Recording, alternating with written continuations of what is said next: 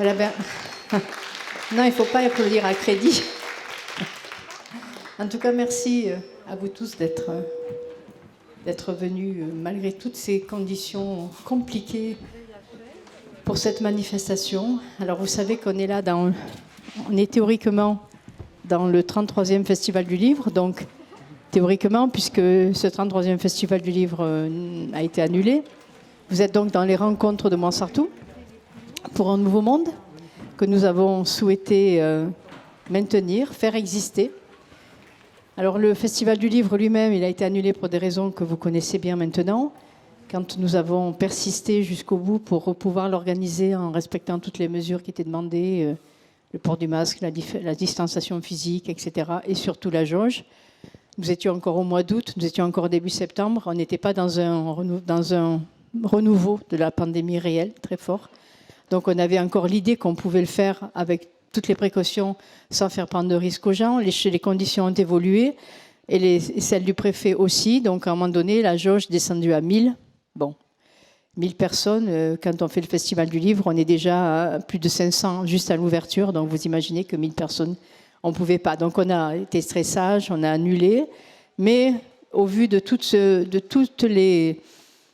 les mots chaleureux qu'il y a eu sur le Facebook du festival et sur le mien et sur ceux de tout le monde, quand on a annoncé l'annulation, moi j'ai pu constater à quel point ce festival était important. Enfin, ça fait 33 ans que je le fais, donc je le fais avec beaucoup de conviction, mais il était important pour tout le monde. Et j'ai vu vraiment des réactions des gens qui disaient mais à quel point ça allait leur manquer. Et je me suis dit, on va pas rester sans rien faire, ça ne nous ressemble pas trop d'ailleurs. Et on a décidé de faire des rencontres, comme aujourd'hui, des rencontres de Montsartou pour un monde nouveau. Ce thème de nouveau monde, il nous tenait à cœur. Il nous tient toujours à cœur, parce que si on a voulu le poser comme ça, c'est bien pour remettre en question peut-être le monde d'aujourd'hui, et puis se questionner sur qu'est-ce que ce serait un autre monde qui nous irait mieux. Mais chacun a sa vision de l'autre monde, et elles ne sont pas toutes concordantes. Mais ça ne fait rien, déjà se poser la question de comment on le voudrait, qu'est-ce qu'on fait ce nouveau monde pour qu'il soit meilleur à notre point de vue, de notre point de vue. Donc on est déjà dans la préparation du monde de nos enfants, bien entendu, de nos petits-enfants. Et il y a quand même quelque chose dans ce monde à venir qui dépend de l'état de la Terre sur laquelle on vit. On est bien d'accord que jusqu'à 10 ou 20 ans en arrière, on ne se questionnait pas sur le réchauffement climatique comme élément vital de notre avenir. Aujourd'hui, ça fait partie de l'élément vital de notre avenir, de celui de nos enfants, de celui de nos petits-enfants. Ce n'est pas une question pour demain, c'est une question pour aujourd'hui. C'était déjà une question hier à laquelle on n'a pas répondu. Aujourd'hui, on est devant le mur, réellement, de ce réchauffement qui est là. Et si, justement, après les événements de cette nuit, de hier et de cette nuit, dans la montagne, ces événements dramatiques qui ont saccagé des vallées entières, je ne sais pas si vous avez vu tout ça, et encore, je pense qu'on n'a pas encore tout vu. Donc hier soir, vous savez, quand on prend des décisions, c'est compliqué. Qu'est-ce qu'on fait? Est-ce qu'on appelle nos invités, on leur dit on ne le fait pas? C'est pas possible, c'est trop compliqué, il y a l'aéroport qui est fermé, les trains, tout ça, ils n'arrivent pas. Vous savez, c'est des décisions depuis le début qui sont difficiles. Eh bien, on s'est dit hier soir que si ce matin, les routes étaient viables, si les trains pouvaient arriver, etc., il fallait le faire. Il fallait le faire parce que vous êtes inscrits pour venir parler de ça, parce que justement, ce nouveau monde, si aujourd'hui on ne le met pas sur la table, ça veut dire qu'on abandonne. Et ça, c'est pas possible. C'est un thème trop important. Alors, nous avons du coup, on s'est fait aider par l'IUT, par le BTS de Carnot, de Cannes Carnot, pour justement enregistrer les débats. Donc, ils sont d'abord diffusés en direct sur Facebook avec le son.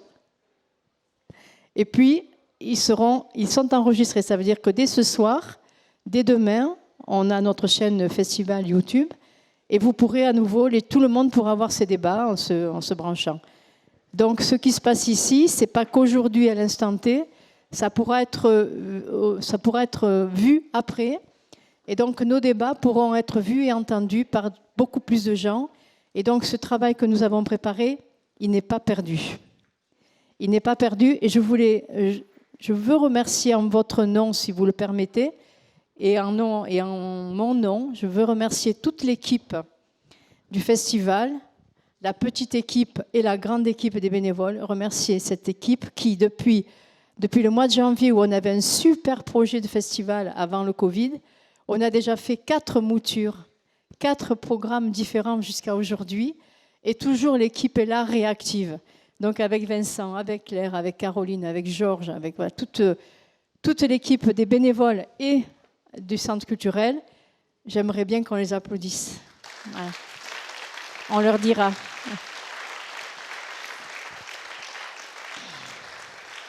Et du coup, je vais laisser la place aux invités de ce débat. Donc, nous avons Noël Mamère, nous avons Daniel Naon, nous avons Laurie de Lumia, qui donnera son nom. Voilà, il y a des fans. Éric Rollet, qui va présenter le débat, qui va être l'animateur de ce débat, dont le thème est le titre est l'écologie, une manière d'être au monde. Voilà. Parce qu'aujourd'hui, on peut se dire que simplement en vivant sur Terre et en respectant les humains et la Terre, juste en faisant ça, on serait tous écologistes. Voilà. C'est un peu ça l'idée. C'est pas seulement renvoyer l'écologie à des gens qui se disent écologistes, mais je pense que si tous on était animés du respect de la Terre et des gens qui vivent sur la Terre, des gens, des humains, du vivant, de tout le vivant, on serait tous écologistes. Alors ça pourrait être ça la conclusion. Il faut qu'on soit tous écologistes pour mener cette bataille jusqu'au bout. Voilà, merci.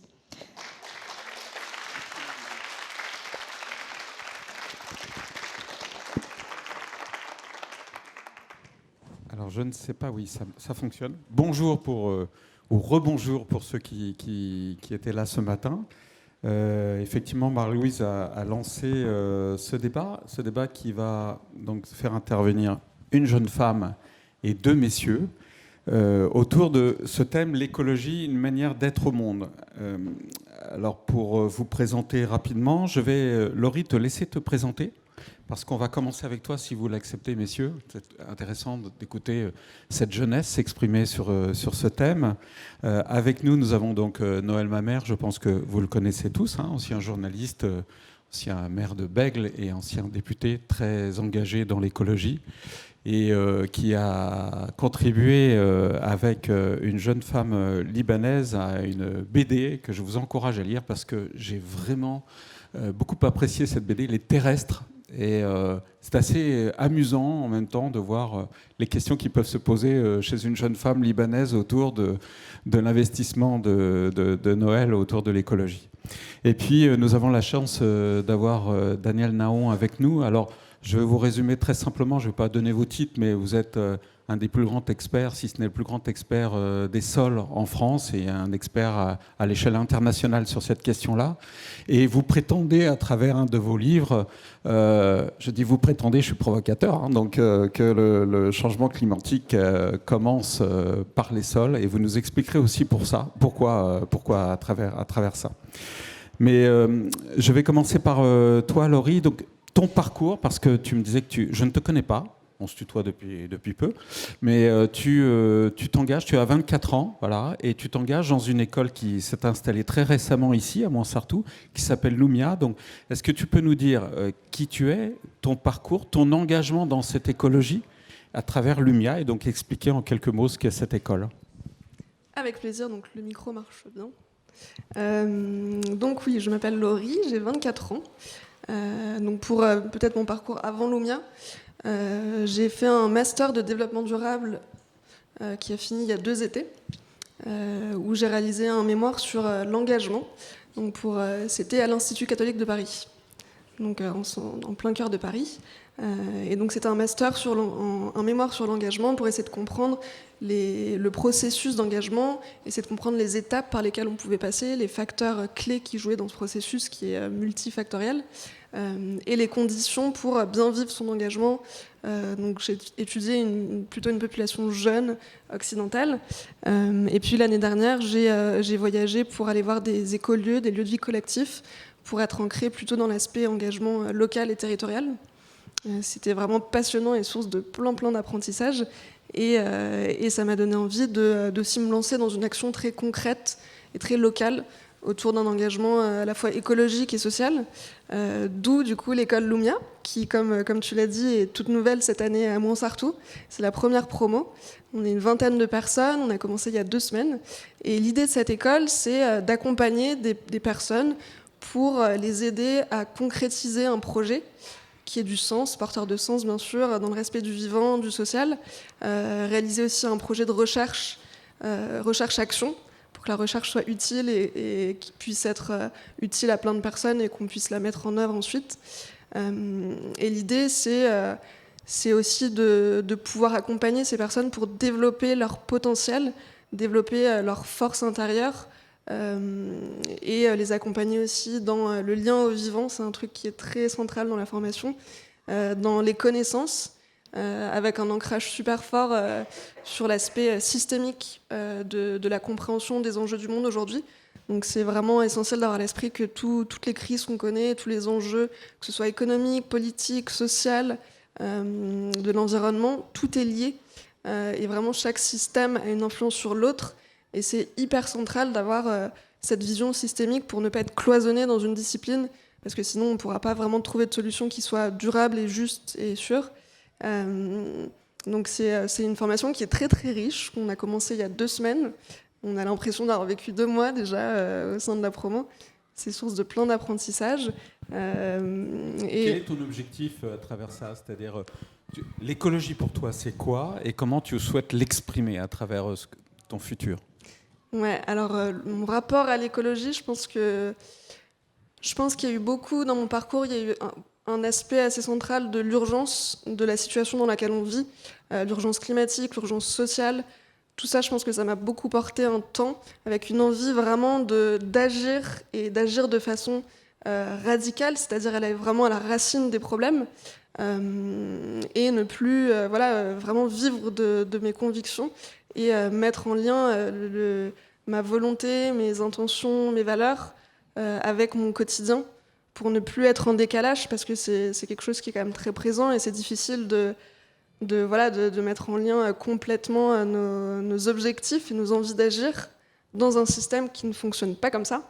C'est toujours très difficile, donc je pense que je suis vraiment portée par cette volonté d'avoir une action concrète, positive, utile, qui ait du sens. Et pour moi, je pense qu'aujourd'hui, ça passe principalement par une action locale, territoriale, avec des collectifs qui visent à vraiment incarner cette vision qu'on a.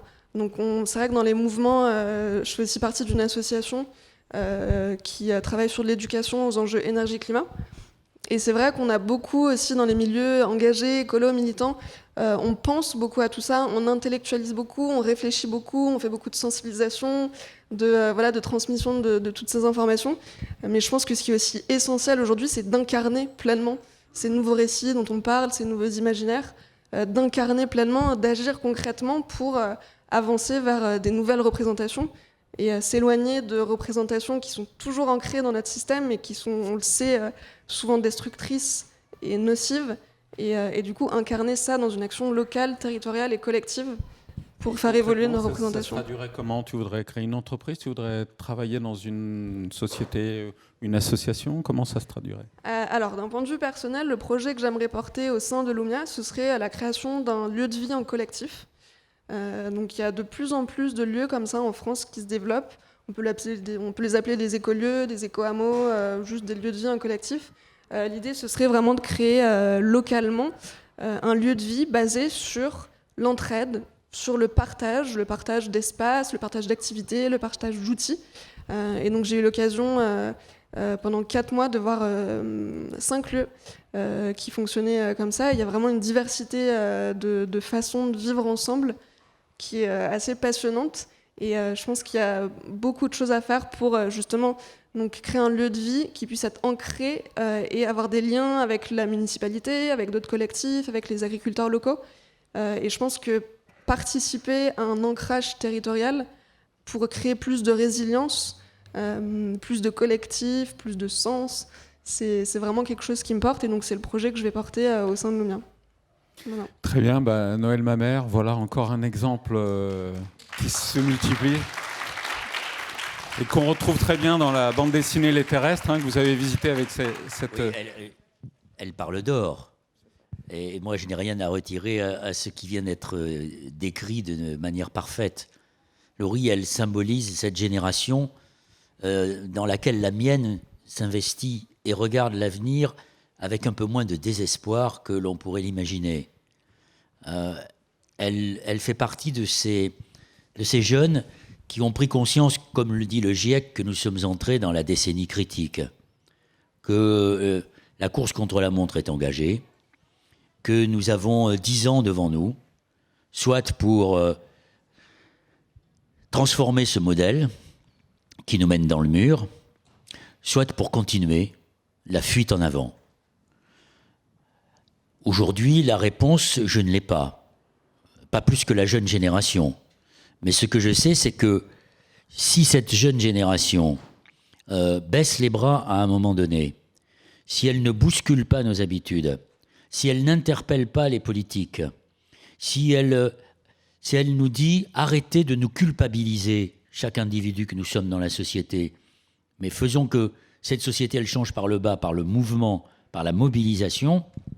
Alors si cette génération est capable de nous mobiliser, de contribuer à changer nos habitudes et de formuler une demande, une exigence écologique et sociale à laquelle les gouvernements et les pouvoirs ne puissent pas se soustraire, c'est eux qui, effectivement, nous permettront, à Daniel comme à moi, de vieillir dans des conditions à peu près acceptables, à sa génération, de vivre sur une planète qui ne soit pas insupportable et de laisser à nos enfants, en effet, un monde vivant qu'ils puissent partager. Moi, je comprends très bien, par exemple, que la génération de Laurie dise on ne veut pas d'enfants parce qu'on ne sait pas le monde qu'on leur laisse. En tout cas, le monde qu'on va leur laisser, ce sera un monde très difficile. Je sais qu'il y a aujourd'hui dans le mouvement écologiste, et je le regrette, une forme de néo-malthusianisme qui ferait croire que la surpopulation serait la seule menace de l'humanité sur cette planète. Je pense que c'est une manipulation, c'est une propagande conservatrice qui est née dans les années 60 d'un biologiste qui s'appelle Paul Ehrlich, qui a écrit un livre qui s'appelle « La bombe population », qui a d'ailleurs conduit les États-Unis à inciter à des politiques de stérilisation forcée des femmes, en particulier en Inde et en Amérique latine, et qui aujourd'hui retrouve certaines couleurs au motif que, en effet, faire des enfants serait contribuer à rendre la planète invivable. Il y a même d'ailleurs un mouvement de femmes qui s'appelle les Ginks, c'est l'acronyme en anglais de Green Inclination No Kids, de ces femmes qui revendiquent le fait qu'elles ne veulent pas d'enfants. Donc ça, moi je ne peux pas y croire parce que l'espèce humaine est telle qu'elle a toujours eu l'idée de sa prolongation, de sa perpétuation. Et que lorsqu'on fait des enfants, eh bien, on est beaucoup plus mobilisé pour défendre son environnement et son milieu de vie, parce qu'on sait qu'on veut laisser à nos enfants quelque chose de vivable.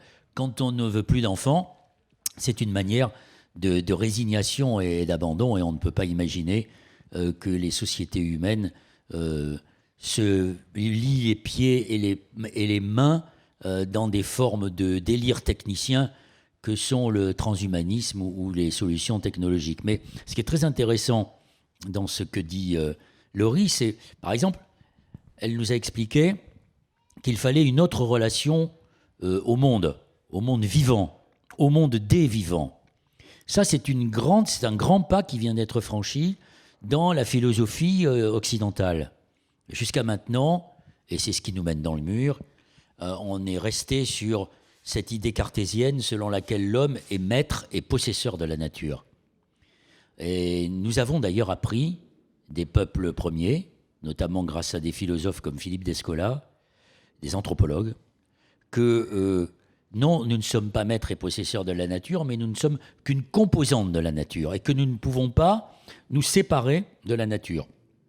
Que si nous continuons à nous comporter comme des prédateurs sur notre entourage sur le monde des vivants, c'est notre espèce qui risque de disparaître également. Et donc que nous sommes qu'un chaînon et qu'à ce titre, nous avons un devoir de solidarité avec le monde des non-humains, avec tout ce qui nous entoure, qu'il soit végétal ou animal. C'est une autre relation au vivant et c'est une autre relation interpersonnelle. Elle l'a très bien souligné. C'est la question de l'entraide. Pendant longtemps, on a vécu sur cette idée fausse, encore une, que l'homme était né avec un gène de la concurrence et de l'égoïsme. Non, l'homme, l'inclination de l'homme, c'est d'abord l'entraide. On le voit d'ailleurs dans toutes les situations de crise, comme ça a été révélé notamment à l'occasion du confinement et du coronavirus, mais on le voit chaque fois qu'il y a des épisodes comme celui qu'on vient de connaître dans les dernières heures dans ces vallées. C'est une loi de la nature aussi, hein, pas que alors l'homme, la loi de la nature, moi je ne... Il y a un très beau livre de Pablo Servigne. Alors le très beau livre de Pablo Servigne, il ne parle pas de la loi de la nature. Moi je fais partie de ces écologistes qui ne confondent pas l'espèce humaine et la nature. L'espèce humaine est une partie intégrante du monde vivant, mais il n'y a pas de loi de la nature. Quand on dit que quand on est victime du Covid, c'est la nature qui se venge, non. Pas de complexe, pas d'anthropomorphisme, pas de complexe Gaïa. C'est une histoire de relation entre l'homme et son environnement, mais c'est pas, il y aurait pas de loi naturelle.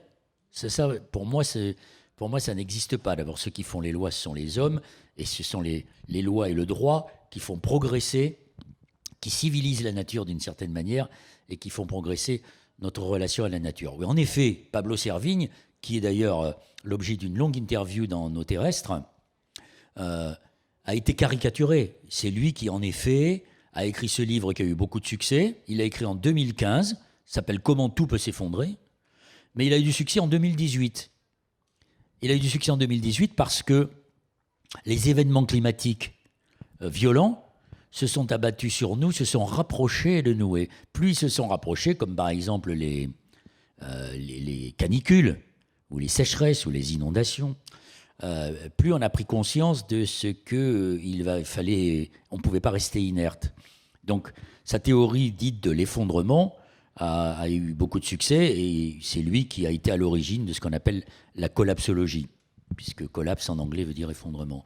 Mais il a écrit un autre livre, en effet, Laurie a raison, elle ne l'a pas cité, mais elle s'en inspire, qui s'intitule « L'entraide, l'autre loi de la jungle ».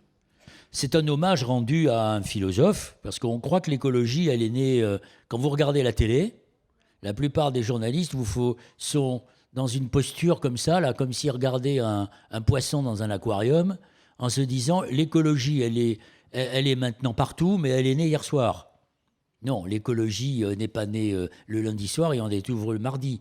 C'est une idée neuve, peut-être dans l'opinion, mais qui vient de loin. Et qui vient, par exemple, comme le dit très bien Servigne dans son livre « L'entraide ou l'autre loi de la jungle », c'est la remise en cause de cette idée fausse selon laquelle nous aurions un gène de l'égoïsme. Et c'est un hommage rendu à un philosophe, géographe, qui était anarchiste. D'ailleurs, la plupart des penseurs de l'écologie étaient des anarchistes et des libertaires, qui s'appelle Élisée Reclus. C'est un hommage rendu à Reclus, qui a écrit des textes à la fin du XIXe siècle sur la question de l'entraide, reprenant les thèses d'un autre philosophe qui s'appelle Pierre Kropotkin. Et donc, si vous voulez, ce que dit Laurie tout à l'heure, elle dit, mais quand vous lui posez la question, et comment vous voyez les choses? Elle dit, moi, je vois les choses par des petits collectifs qui vont être basés sur l'entraide, sur la solidarité, sur l'échange des savoirs, sur une relation différente au monde vivant. C'est la raison pour laquelle moi je préfère parler aujourd'hui de monde vivant que de nature.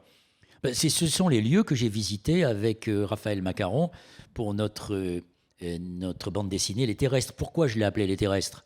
Parce qu'il y a un philosophe qui s'appelle Bruno Latour, qui est un des chefs de file de ce qu'on appelle les éco-philosophes, qui sont absolument dans le regard sur le monde que porte Laurie, et qui a écrit un livre qui s'appelle « Où atterrir ?»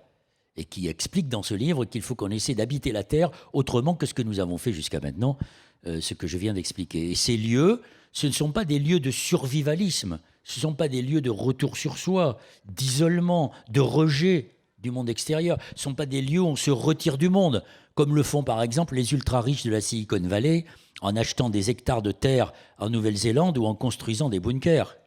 Non, ils se retirent du monde, comme si ils pourraient être épargnés par une éventuelle catastrophe qui pourrait nous tomber dessus. Non, ce sont des lieux dans lesquels, en effet, on s'inscrit dans le territoire. On le revitalise même. Les endroits que j'ai visités, Notre-Dame-des-Landes, par lequel j'ai commencé parce que je considère que c'est un lieu matriciel, mais cette famille qui habite à côté de l'Aréole, ces couples qui vivent dans la ferme légère, ces jeunes de la bascule qui sont comme Laurie, qui sont des diplômés qui disent « Mais attendez, nous, ils sont Sciences Po, Stanford Université, Bac plus 10. » Ils ne veulent pas continuer dans les schémas qu'on a préétablis pour eux. Ils veulent changer le monde. Et je pense que ce sont en effet ces jeunes-là qui nous permettront de faire bouger les choses avant qu'il ne soit trop tard. Un dernier mot. Dans les terrestres, Raphaël, qui a 30 ans, qui est libanaise, qui donc a connu plus la guerre que les batailles écologiques, ou les conséquences de la guerre. D'ailleurs, il y a un passage où elle me reproche de dire que les écolos parlent de la guerre au climat. Et pour elle, la guerre, c'est pas exactement ça. La guerre, ça a une autre signification. Et donc, c'est très intéressant de regarder le relativisme des mots en fonction de ce que l'on vit. Mais elle a été très ébranlée par la question de l'effondrement, puisque dans tous ces lieux, à un moment donné, l'effondrement était une question, mais ce n'est pas la motivation principale qui les a conduits à créer ces collectifs où on vit dans l'entraide, dans la solidarité, dans l'échange. Et elle me disait, mais c'est la fin du monde, Noël. Je lui disais, non, ne confonds pas la fin du monde, qui est une conception millénariste, comme vous vous souvenez, au moment du passage à l'an 2000, on vous expliquait qu'une comète allait nous tomber sur la tête. Vous avez encore des écolos qui vous disent « ça sera la fin du monde le 48 juillet 2035 à 12h ». Non. Et des fins du monde, il y en a tous les jours, si je puis dire. Ce sont des ébranlements de notre système, comme celui qu'on vient de connaître, l'épisode climatique que vous venez de connaître ici, et beaucoup d'autres. Mais ce qu'il faut dire, c'est pas parler de la fin du monde, c'est parler de la fin d'un monde, ce qui n'est pas exactement la même chose. Et ce que nous voulons, nous, les écolos, c'est la fin de ce monde tel que nous le vivons, qui nous amène dans le mur. Et donc, en réinventer un autre. Voilà. Ce qui est bien dit dans la BD aussi, c'est sans tout rejeter. Il y a des choses qu'on peut conserver de ce monde-là qui tiennent la route. Évidemment, il ne s'agit pas de faire table rase. Et c'est une illusion. D'abord, tous ceux qui ont dit qu'ils allaient faire table rase, qui nous ont promis un avenir radieux, ça a contribué à des catastrophes sans nom. Je pense c'est pas moi qui l'ai inventé, l'avenir radieux. C'est un critique du système soviétique qui s'appelle Alexandre Zinoviev. Et il n'y a pas que le système totalitaire soviétique qui s'est effondré, qui nous promettait l'avenir radieux. Beaucoup de révolutions n'ont fait qu'aboutir à des situations encore pires. Non, il ne s'agit pas de tout rejeter. Il s'agit de dire comment on peut réparer ce monde qui est complètement abîmé, qui est cabossé, et comment on peut vaincre les forces qui, aujourd'hui, choisissent et préfèrent le court terme plutôt que l'inscription dans le long terme au nom de leur profit. Donc, je ne vais pas décliner les batailles. C'est la raison pour laquelle il faut sortir de cette idée de bisounours, selon laquelle l'écologie, ça rassemblerait tout le monde. Donc ça peut être de droite et de gauche, indifféremment. Tout le monde peut être écologiste. Réponse, non. L'écologie, c'est un champ de bataille. L'écologie, on le voit. Moi, je me suis fait traiter pendant des décennies, parce que j'appartiens à cette génération qui a connu un long hiver politique, d'obscurantistes, de défenseurs de la bougie contre le progrès, de Khmer vert. Je n'ai pas été traité d'amiche, j'ai eu du bol. Mais quand le président de la République nous traite d'amiche, mais c'est une vieille rengaine. Ils ressortent des placards ces vieux oripeaux. Pourquoi ? Parce que l'écologie est en train de prendre de plus en plus de place dans la société et qu'elle fait peur à toutes les formes de conservatisme, qu'ils soient de droite ou de gauche. Donc il faut le dire, Nous avons des adversaires, nous avons des ennemis qui nous combattent, qui ne veulent pas notre prospérité. Et donc l'écologie, elle doit être... L'écologie, c'est un combat pour la libération des hommes, c'est un combat pour l'émancipation, c'est un combat pour la responsabilité, c'est un combat pour défendre, un mot qui est très à la mode dans le monde des écologistes, pour défendre notre destin commun. Qu'est-ce que nous avons de commun? Eh bien déjà, rendons commun ce qui a été beaucoup privatisé au profit de groupes qui aujourd'hui mettent la main sur l'ensemble des sociétés et sur nos modes de vie. Donc, on pourrait disserter, si vous en êtes d'accord, on le fera si vous voulez, par exemple sur la question de la 5G, comment un choix industriel induit un modèle de société. Ça mérite qu'on en débatte, non? Oui, je crois. Je crois que tout le monde sera d'accord. Ça mérite que la société en débatte. Alors, Daniel Nahon, je vous invite à prendre le micro. On a la chance d'avoir un scientifique de renom avec nous. Et vous nous donnez aussi le recul nécessaire pour apprécier ce que nous vivons, cette écologie, à travers le temps. Donc effectivement, pourquoi prétendre que le changement climatique commence sous nos pieds, donc par les sols? Expliquez-nous ça, parce que ma première réaction en découvrant ce titre, ça a été de dire, il exagère, c'est aussi au niveau de nos pieds, mais pourquoi ça commencerait par le sol? Expliquez-nous ça. Parce qu'il faut effectivement remonter dans le temps. Dans le temps, on vit une période interglaciaire, hein, vous le savez. Excusez-moi de remonter si loin, mais il y a 20 000 ans, les glaces ont commencé à fondre d'une manière naturelle, bien sûr. Évolution du soleil, de l'axe solaire.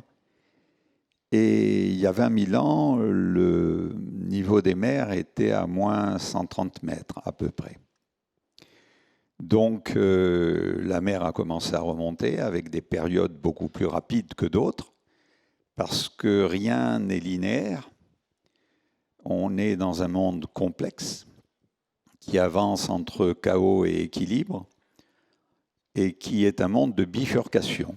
C'est-à-dire, il est très difficile de prévoir ce qui va arriver, et d'un coup, ça arrive. Et ça va d'ailleurs à l'encontre des beaux programmes des hommes politiques, parce qu'en général, ils n'arrivent jamais à appliquer ce programme, parce qu'il y a toujours des bifurcations au niveau sociétal ou autre. Alors, il y a 20 000 ans, donc, le niveau de la mer remonte. Il y a 14 000 ans, un peu plus vite, pour vous donner une idée quand même de ce qui peut arriver. En 300 ans, le niveau de la mer remonte d'à peu près 20 mètres par siècle, un peu plus. Donc c'est possible. Et puis d'un coup, ça s'arrête, une période un peu plus froide, et puis ça continue à monter. Et là, bien entendu, les mers montent, les fleuves s'alluvionnent. Vous voyez les hommes voir, le sapiens voir germer dans ces plaines alluviales du blé, tout seul, de l'orge, et donc invente l'agriculture il y a à peu près 12 000 ans. Et il invente en même temps, pratiquement, c'est presque contemporain, la domestication des animaux. Et à partir de là, l'homme évite l'humanité, évite la paucité et se multiplie très vite. Et se répand dans la planète et répand l'agriculture dans la planète. Et en répandant l'agriculture dans la planète, à partir du Moyen-Orient, du croissant fertile, il va à la conquête des terres. Et donc, il défait des forêts et il brûle des forêts. Et il brûle avec... c'était difficile de faire avec des haches de pierre, donc il brûle carrément. On appelle ça la bâti-brûlis. Et on estime en 6 millénaires, c'est à peu près 6,5 milliards d'hectares de forêts qui ont brûlé. Et on se retrouve à l'ère chrétienne, au début de l'ère chrétienne, avec 2,5 milliards d'hectares de forêt. Donc le calcul, c'est que ça correspond à peu près, en gros, à 500 milliards de tonnes de carbone qui ont été libérées dans l'air. Ça a donc une implication sur le réchauffement. Et ça se voit très bien par rapport à tous les autres interglaciaires. On a à ce moment-là une élévation drastique du méthane, qui est un gaz à effet de serre considérable. Et alors tout s'emballe à partir de là, parce que vous réchauffez plus vite. En réchauffant plus vite, vous dilatez l'air. En dilatant l'air, on y met plus d'humidité et la vapeur d'eau, qui remplit 90% de l'atmosphère, en gros, est un gaz puissant à effet de serre. Et c'est 0,3% de l'atmosphère à peu près, et le carbone, c'est 0,04%. Donc, c'est à partir de là qu'on réchauffe. Et que beaucoup de théories aujourd'hui scientifiques démontrent que le réchauffement a commencé là. Alors, il y a des périodes de rétroaction à ce réchauffement, parce que quand vous réchauffez, vous faites fondre des glaces.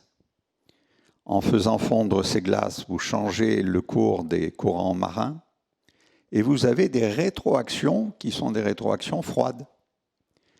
Et on a une belle rétroaction froide qui va durer à peu près 800 ans, entre 5400 et 4000 et quelques, et qui emmène une grande aridité sur l'Afrique du Nord, par exemple, et sur le Moyen-Orient. Et donc, à partir de ce moment-là, les gens se regroupent dans les vallées. Et dans les grandes vallées fertiles où les fleuves coulent, il y a un métissage de savoir, un métissage de population, un métissage culturel. Et dans ces grandes vallées, la vallée du Nil, la vallée de l'Euphrate, naissent les grandes civilisations. Et l'agriculture ne s'est jamais arrêtée. Alors il faut savoir ce que représente l'agriculture moderne maintenant. Entre 1850 et aujourd'hui,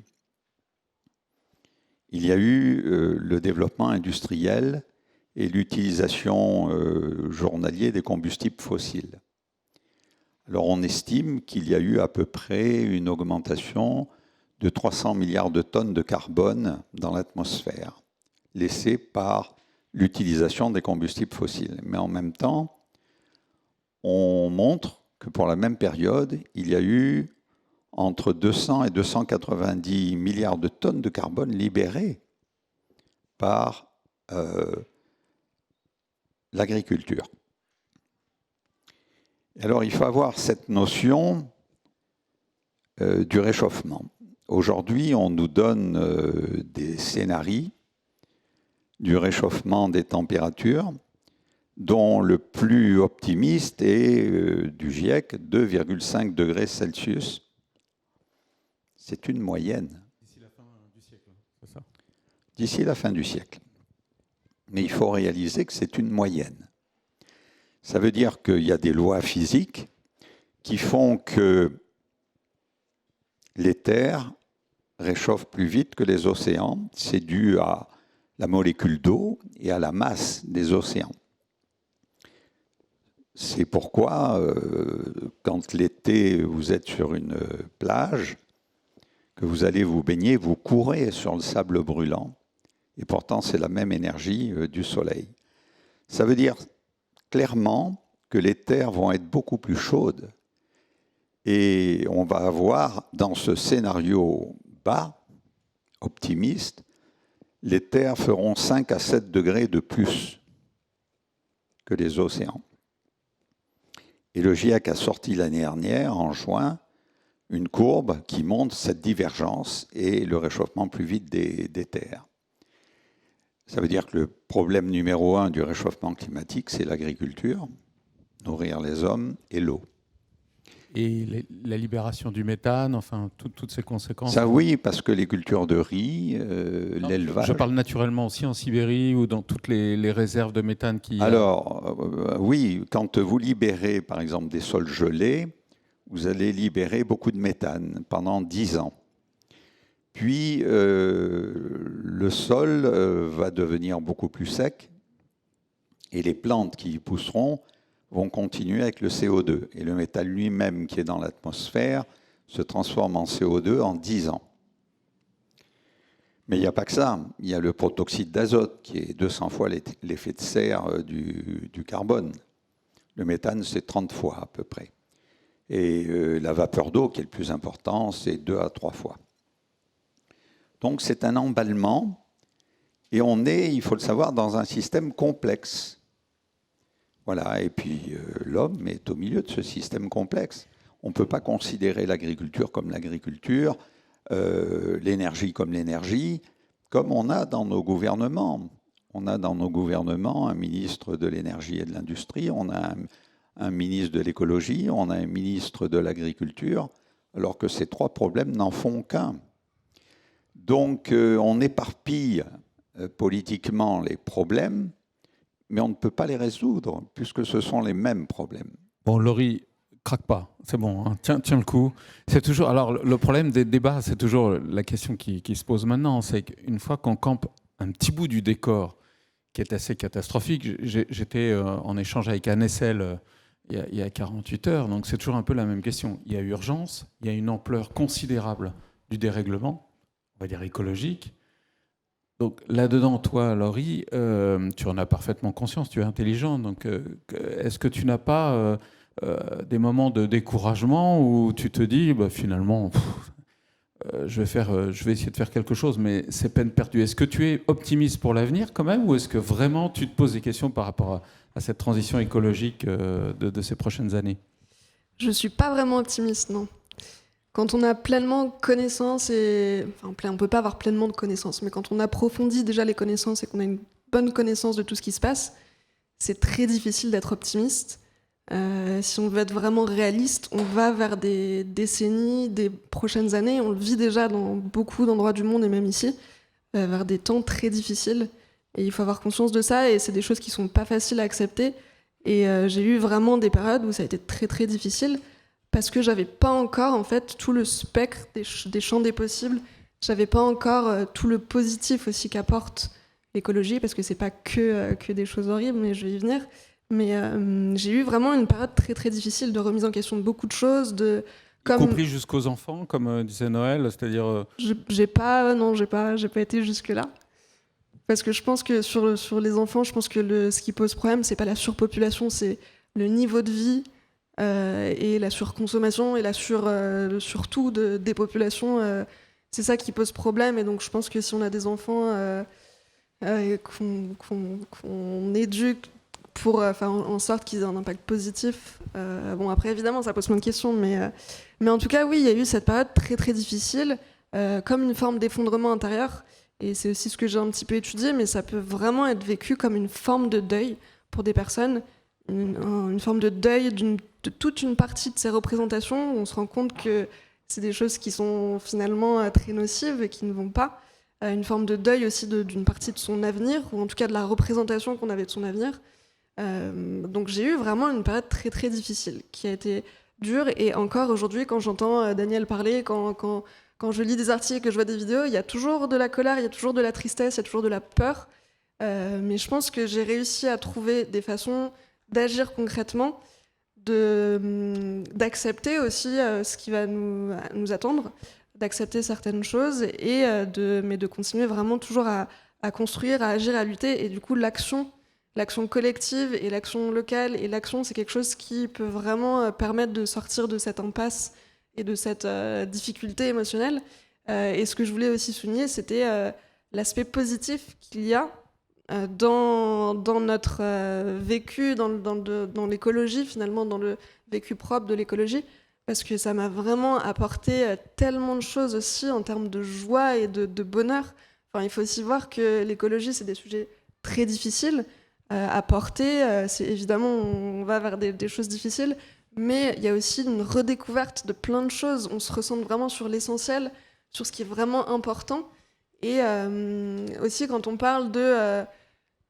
Enfin, je sais que je me définis comme étant écologiste, mais j'ai l'impression que dans l'imaginaire des gens, c'est un petit peu réducteur. Qu'on le résume à des questions environnementales, à quelque chose de contraignant, à quelque chose de chiant, à quelque chose qui va être difficile, donc on se bloque forcément. D'amis chiens, il faut le dire.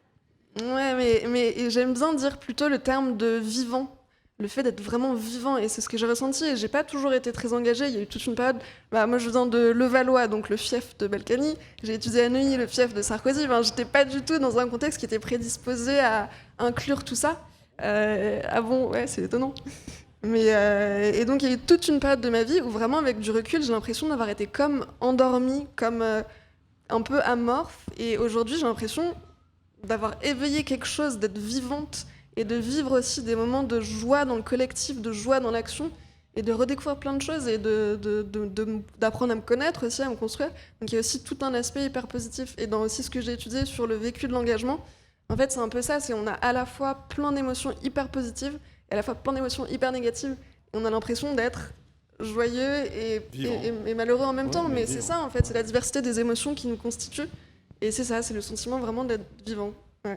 Au moment où tu parles, il y a des motos électriques qui passent. Ouais. Encore une fois, Laurie a parlé d'or.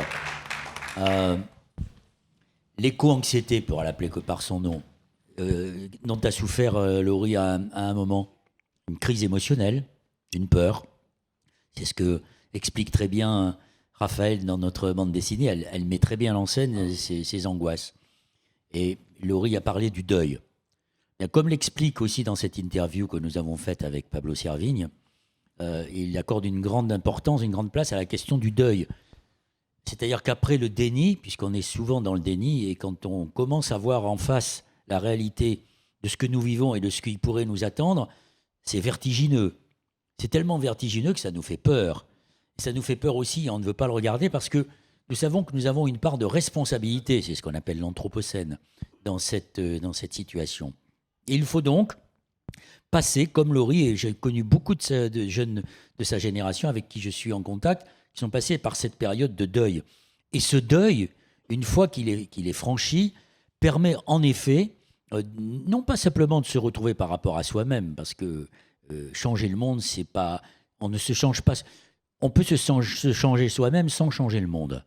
Donc je pense qu'il faut se méfier aussi de cette mode des gourous qui vous inventent des stages de retour sur soi-même, de connaissance de soi. Oui, ok, connais-toi toi-même, d'accord. Mais il faut aussi ne pas vider de son contenu tout ce que l'on peut faire, toutes les actions que l'on peut mener. Ça, c'est le cœur de la politique au sens noble du terme, pour faire changer les choses. Et quand vous posiez la question à Laurie sur vous êtes plus pessimiste qu'optimiste, mais il faut être pessimiste. Les optimistes, c'est les Trump et c'est tous ceux qui nous font croire qu'en maintenant le statu quo et en donnant à la technique la solution à tous nos problèmes, nous nous en sortirons. Non, les utopistes, ce sont ceux qui veulent maintenir le statu quo. Les réalistes, ce sont les écologistes, ce sont ceux qui aujourd'hui disent ça ne peut pas fonctionner comme ça.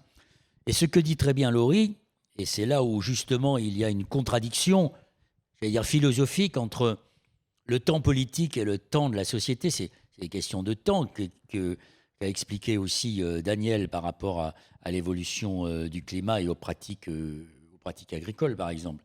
C'est que, comme dit l'autre, on ne change pas une représentation du monde comme on change de moteur de bagnole. C'est plus long. Et changer sa conception du monde, ça prend du temps. Et c'est justement cette question du temps qui est devant nous. Est-ce que nous aurons suffisamment de temps, nous, les hommes, pour arrêter, c'est ce dont Daniel parlait tout à l'heure, ces effets de rétroaction que l'on connaît aujourd'hui? Est-ce que nous mettrons en œuvre les moyens qui nous permettront justement de changer le modèle? Moi, je ne le sais pas. C'est la raison pour laquelle je crois qu'il faut être pessimiste. Mais le pessimisme, c'est un moteur de l'action. C'est le contraire de la résignation.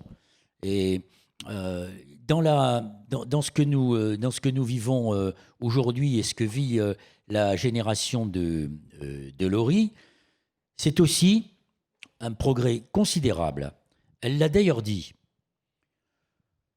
On a souvent cantonné les écologistes aux sous-traitants de partis politiques, de la social-démocratie par exemple, comme les sous-traitants verts de problèmes de politique publique. Moi, je considère, comme l'a très bien dit Laurie dans sa première intervention et comme elle l'a répété tout à l'heure, que l'écologie, c'est une et Daniel l'a dit. Il a dit, mais c'est systémique. L'écologie, elle induit beaucoup de questions. Ce n'est pas simplement la question de savoir si on va planter plus d'arbres, si on va réintroduire des oiseaux. Oui, c'est formidable, c'est très important. Mais l'écologie, elle pose bien d'autres questions. Et les grands penseurs de l'écologie, j'ai eu la chance de militer avec eux, d'être leurs étudiants, parmi d'autres à Bordeaux, qui sont deux grands penseurs que l'on redécouvre aujourd'hui. L'un qui est connu aux États-Unis depuis très longtemps parce qu'il a la chance de rencontrer Aldous Huxley et que son livre « La technique ou l'enjeu du siècle » a été traduit de 1954, a été traduit par Huxley. Il s'appelle Jacques Ellul et l'autre s'appelle Bernard Charbonneau, qui lui est resté dans le silence et malheureusement encore, on commence juste à découvrir un certain nombre de ses œuvres. Mais Ellul expliquait que le progrès technique, alors là on est au cœur de ce qu'il disait en 1954, le progrès technique n'entraîne pas forcément le progrès humain. Et lorsque le progrès technique n'est pas contrôlé démocratiquement, il peut se retourner contre le progrès humain. On est en train de découvrir que le progrès technique, qui va à une vitesse vertigineuse, n'amène pas forcément le progrès humain. Exemple, allez, je vais vous en donner un parmi d'autres. La reconnaissance faciale, qui permet en Chine, dans un régime qui n'est pas particulièrement démocratique, de pratiquer ce qu'on appelle la notation sociale, permettre aux GAFA de pomper toutes mes données personnelles, y compris d'aller chercher dans mon intimité, et nous n'aurions plus, les uns et les autres, notre part d'obscurité. Attendez, quand on n'a plus de part d'obscurité et qu'on est dans la transparence totale, ça s'appelle le totalitarisme. Donc, les penseurs de l'écologie, ceux auxquels je fais référence, mais il y en a d'autres, je pense à Illich, à Gortz et à d'autres, ce sont des penseurs de la liberté. Et l'écologie, c'est une pensée sur la liberté, et qui induit donc les questions de partage, de répartition des richesses, de tolérance, d'égalité des droits. Je dis souvent, et je le répète ici, que quand je marie deux hommes à Bègle le 5 juin 2004, au nom de l'égalité des droits, et que 3 mois plus tard, ou 1 mois plus tard, décidément cette année-là j'ai fait fort, j'arrache un pied d'OGM avec José Bové pour dire que c'est pas à Monsanto, à Pionir ou à Syngenta de décider de ce que je dois avoir dans mon assiette, mais à la société d'en délibérer démocratiquement, eh bien je me trouve autant à ma place d'écologiste dans les deux cas. Et donc je pense qu'il faut qu'on arrive à mettre dans la tête des gens que l'écologie n'est pas une sous-traitante, mais c'est une conception globale, au même titre que les grandes idéologies qui ont structuré le débat politique depuis le 19e siècle, qu'il s'agisse du communisme ou du libéralisme. Et dernière chose, pour faire référence à ce qu'a dit Daniel, là c'est le journaliste et l'ancien politique qui parlent. C'est, comment dire, le poison qui mine nos sociétés aujourd'hui, qui est le poison de la simplification. On vous fait croire que le monde est binaire. Non, le monde n'est pas binaire. Non, monsieur Bush, quand vous dites « je vais faire la guerre du bien contre le mal », c'est plus compliqué que ça. On s'en est quand même aperçu. Non, monsieur Sarkozy, le monde, c'est pas travailler plus pour gagner plus. C'est pas les chômeurs contre les travailleurs. C'est pas l'islam contre la République. C'est plus compliqué que ça. Or, la noblesse du journalisme, comme la noblesse de la politique, comme la noblesse d'ailleurs des scientifiques, c'est d'expliciter la complexité du monde. Est-ce qu'on a le temps de l'expliciter aujourd'hui dans des chaînes d'information qui sont des robinets d'eau tiède, qui continuent à vous abêtir tous les jours un petit peu plus, en faisant croire que le monde est binaire et en cherchant le buzz, le bruit médiatique, plutôt que le débat, le contradictoire. Voilà. Et donc, ça, je pense que c'est important qu'on le fasse entrer. Ma génération n'y a pas bien réussi, mais parce qu'elle s'est attachée à expliciter la complexité, Bon, ben peut-être qu'aujourd'hui, on va comprendre qu'il faut un petit peu ralentir et puis prendre le temps du débat, de l'explication, de l'explicitation, pour qu'on ne laisse pas à côté de cette réflexion des gens que l'on va continuer, continuer à endoctriner d'une certaine manière, à rendre encore, à obscurcir, tout en d'ailleurs, et je termine là, tout en ceux qu'on obscurcit, ce sont ceux qui aujourd'hui sont malades, par exemple atteints d'obésité ou de diabète, qui sont les deux marqueurs de la pauvreté, liés à quoi? À la malbouffe. Donc injustice sociale, injustice environnementale, inséparables. Daniel Nahon, est-ce qu'il existe une méthodologie, une politique, des stratégies qui permettraient d'agir sur les sols et de pouvoir mieux travailler au niveau de l'agriculture? Avant cette grande question, une petite question, je ne me trompe pas aussi, le réchauffement climatique et ce qui se passe au niveau des terres peut libérer et libère des virus, hein, on est bien d'accord?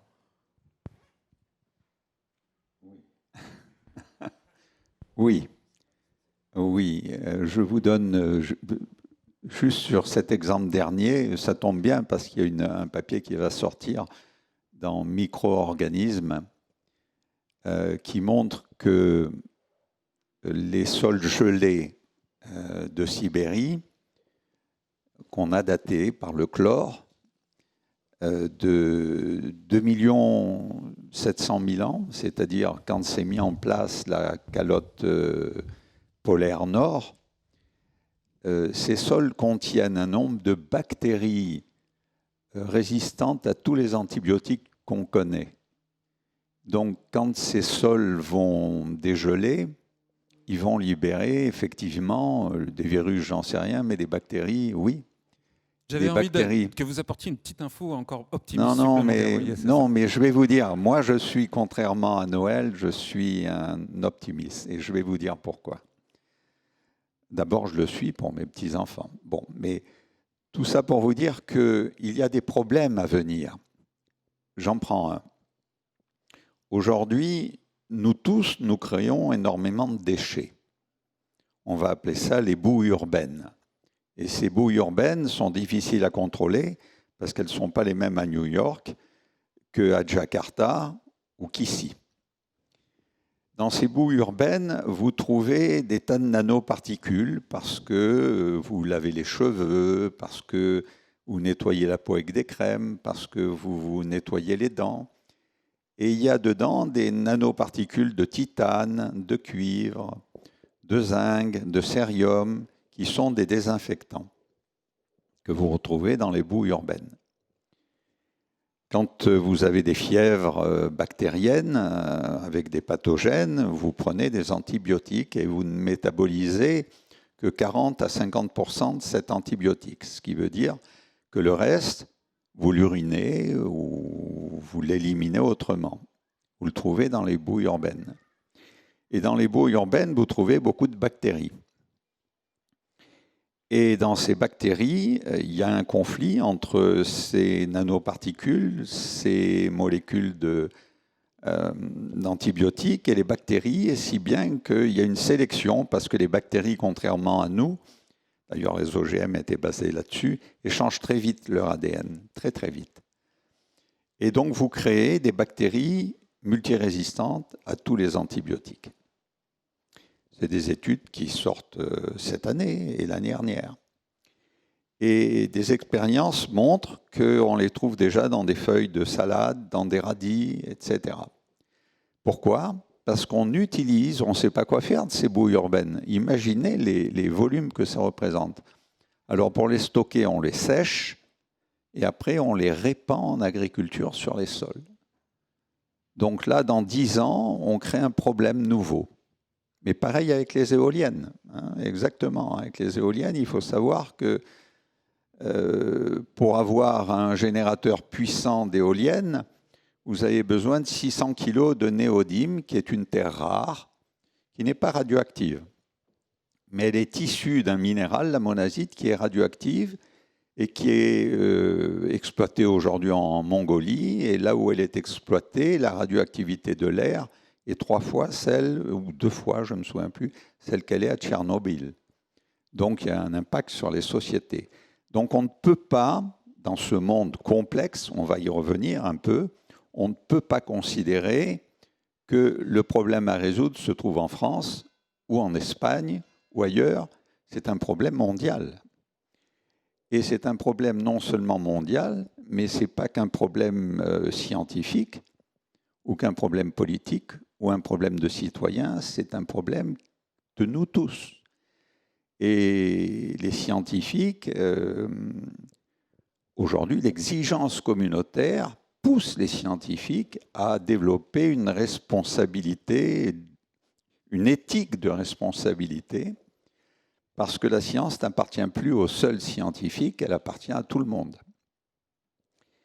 Et comme disait Noël, entre le fait scientifique, c'est-à-dire ce qui est, et le fait sociétal, ce qui doit être, il faut qu'il y ait un lien, il faut qu'il y ait un débat, il faut qu'il y ait un rapprochement. On ne peut pas vivre chacun dans sa tour d'ivoire. Le fait du scientifique seul sur son microscope à découvrir quelque chose est terminé. On est à l'époque où le monde est tellement complexe qu'on doit tous travailler ensemble. Mais c'est valable aussi pour les scientifiques. On n'est plus sur les silos, comme on dit maintenant, d'Auguste Comte, avec la physique, la chimie, les mathématiques. On doit faire des instituts où tout le monde doit travailler sur un problème à atteindre et à développer.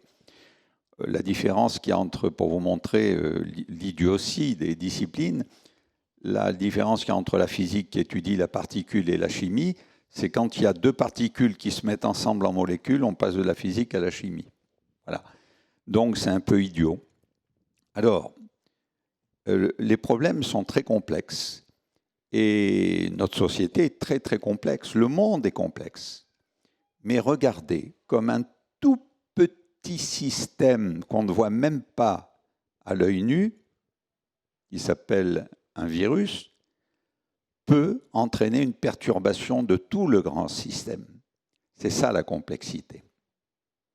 Et d'un autre côté, pourquoi je suis optimiste? Parce qu'il j'attendais un peu, parce que jusqu'à présent, j'étais...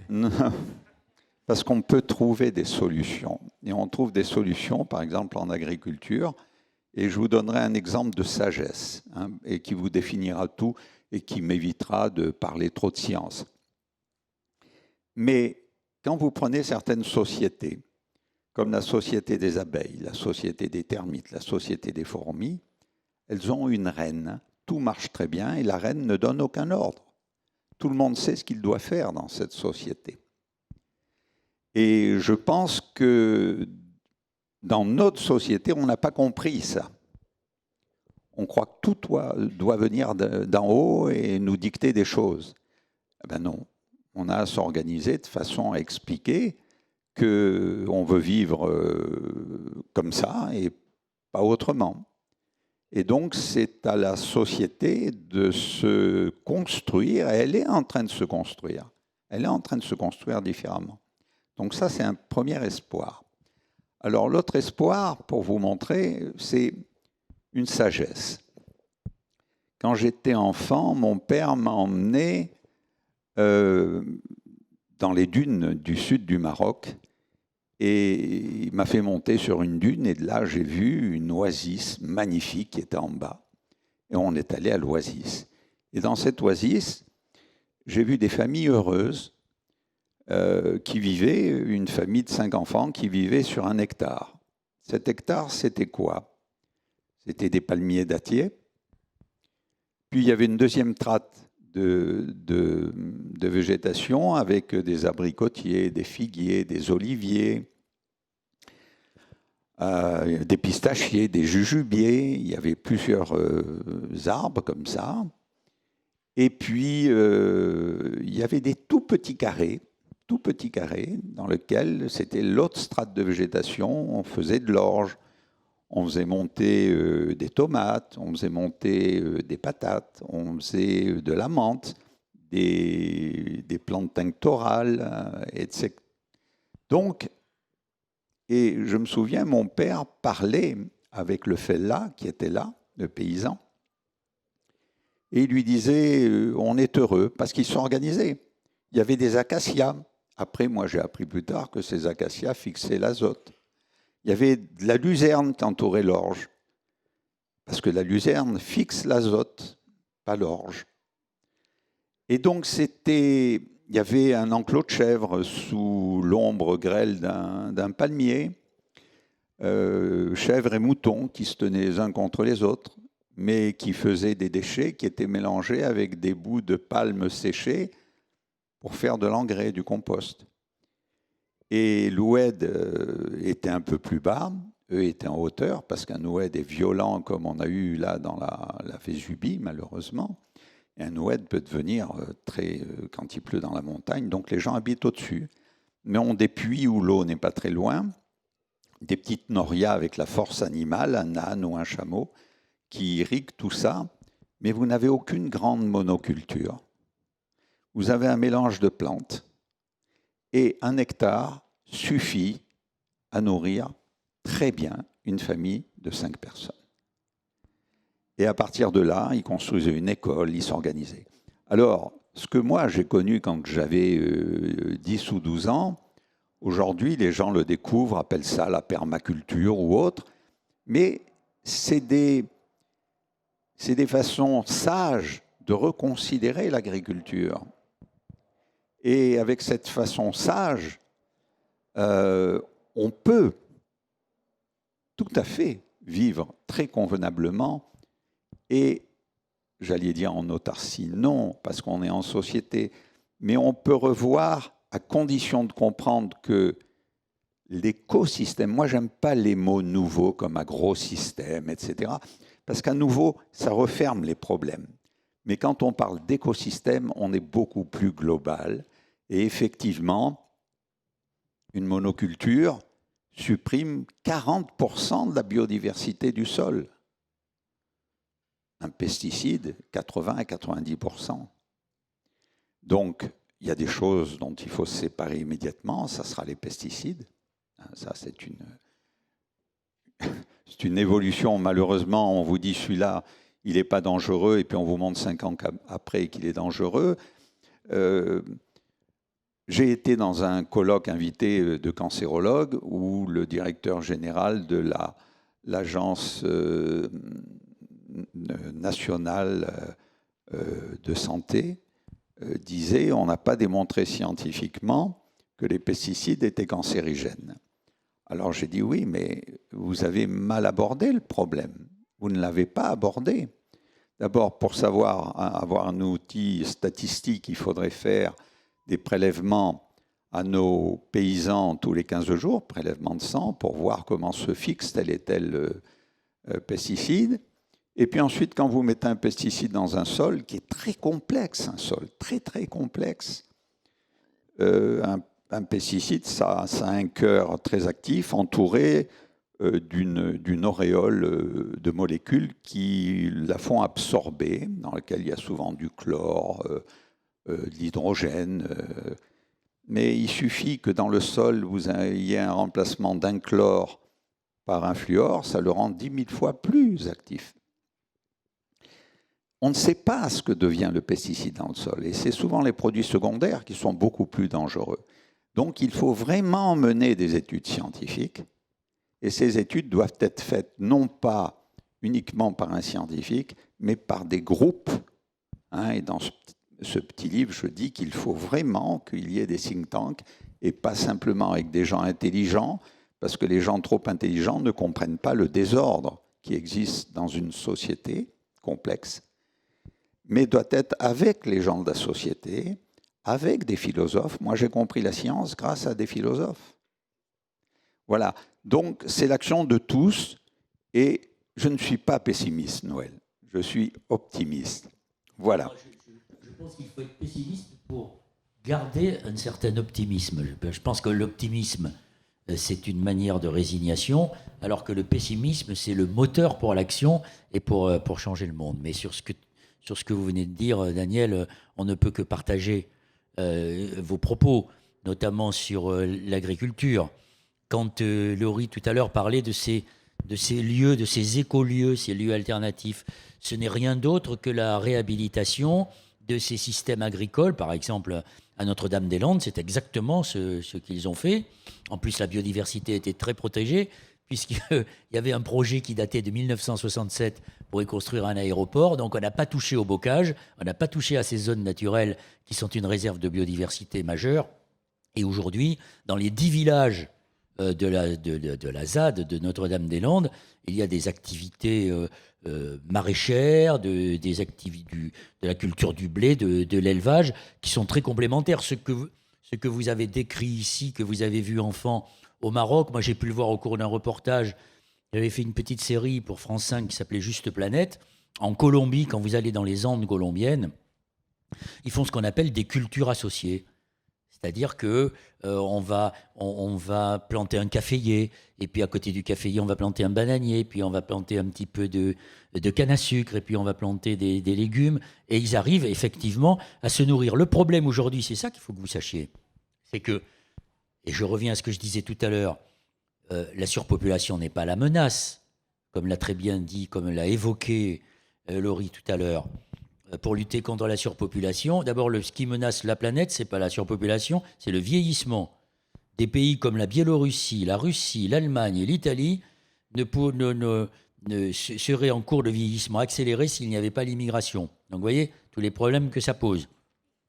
Mais la surpopulation, regardez la question de l'agriculture. Daniel parle de la monoculture. Et on mange beaucoup de viande. On mange beaucoup de viande, puisqu'il faut 3 protéines de viande pour une protéine végétale. Donc si on réduit notre consommation de viande dans les pays industriels et dans les pays dits développés, on réduira les superficies qui sont consacrées à ces cultures-là. Si on réduit notre consommation de viande pour augmenter les protéines végétales, et on permettra donc à beaucoup plus de gens de vivre de leur agriculture, comme cela a été dit. Et il faut que vous sachiez qu'aujourd'hui, dans un certain nombre de pays, les paysans n'arrivent pas à assurer leur souveraineté alimentaire, parce que le système les a conduits à faire de la culture et de l'agriculture d'exportation. Donc voilà le système dans lequel on est, lutter contre la surpopulation.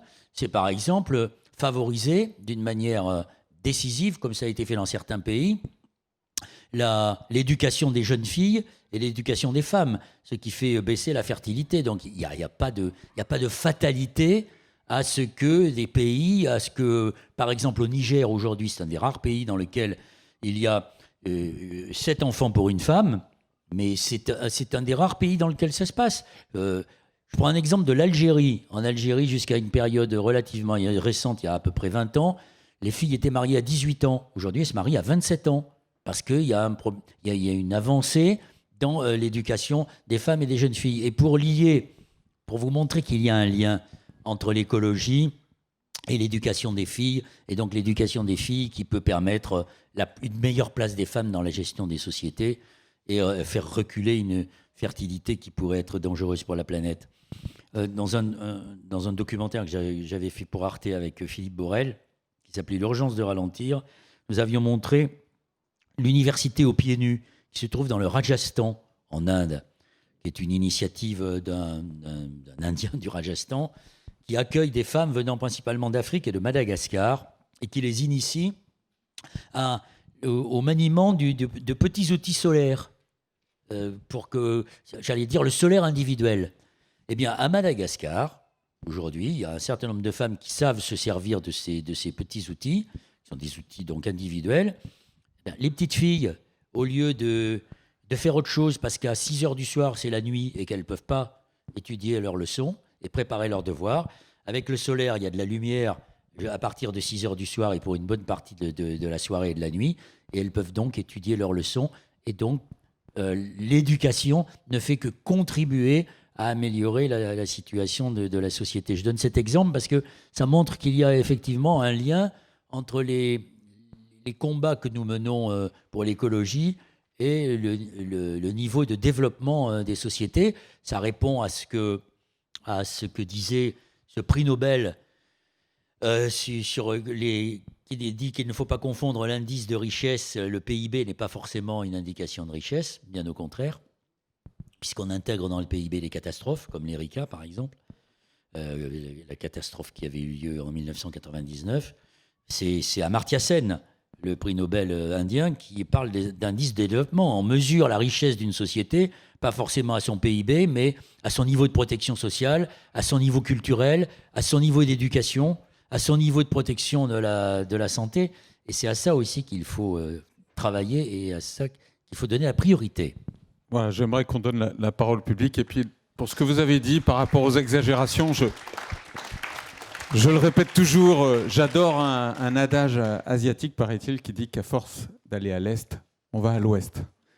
Vous pouvez poser vos questions, levez la main s'il vous plaît, puis on amène un micro. Oui, madame.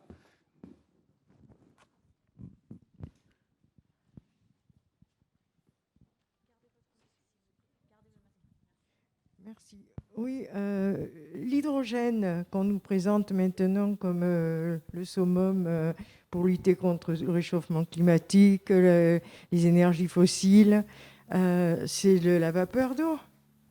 Bon, Non, c'est pas de la vapeur d'eau, l'hydrogène. Parce que pour ça, faire de l'hydrogène, il faut... l'hydrogène, c'est produit sale. Donc l'hydrogène, c'est le nouvel Eldorado, en effet, mais on s'accroche toujours comme ça à des projets qui nous font croire qu'on va sortir du système dans lequel on est.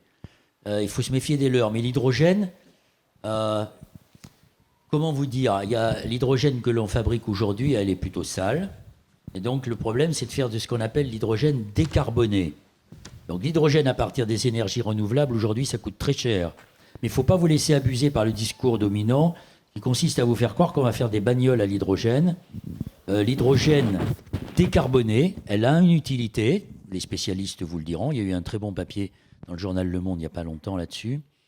L'hydrogène décarboné, ça va être surtout utile pour décarboner notamment l'industrie et notamment la sidérurgie et les transports lourds.